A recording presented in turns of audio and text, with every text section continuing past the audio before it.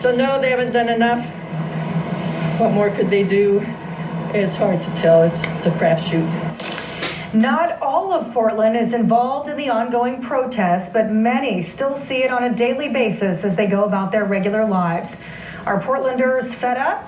Do you think that they think that enough is being done? As we continue to see nightly unrest, we wanted to hear from Portlanders. So K2's Kelly Ozair hit the street to take the temperature of those living their daily lives surrounded by these riots and protests.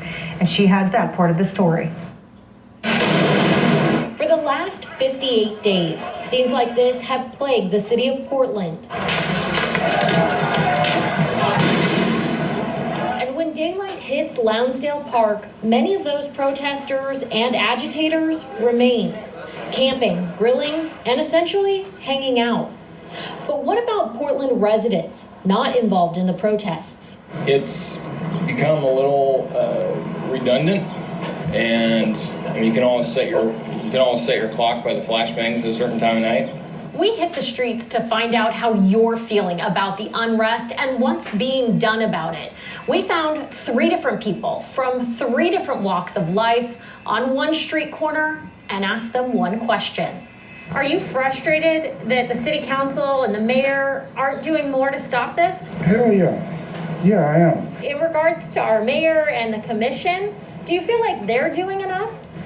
Well, no. For Deb Whitcomb, the Black Lives Matters message is getting lost in the mess. And from elected officials, she says she expects them to get the city under control. Bottom line, I feel like Wheeler has been too meek, too cautious. Without an honest dialogue, there's no chance of an end. Kyle Schmedke lives just blocks from the federal courthouse. He says he hears strong words, but not actual action from city leaders. But without conversation, the only tool left in the toolbox is violence.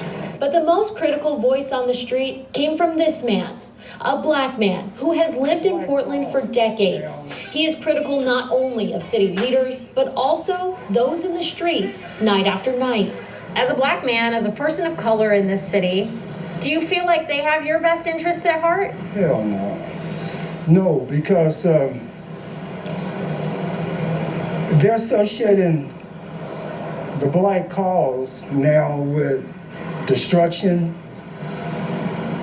violence, tearing up stuff. All 3 agree on what needs to happen. Eventually, the city does need to go back to life. But in order to get the city moving again and get the change they all say is needed, they want to see productive conversations. Civil unrest has its place.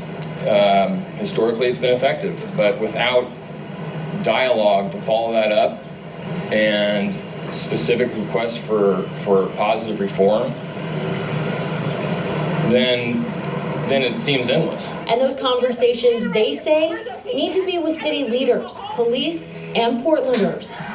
In downtown Portland, Kelly Ozair, K2 News. Well, the noise from fire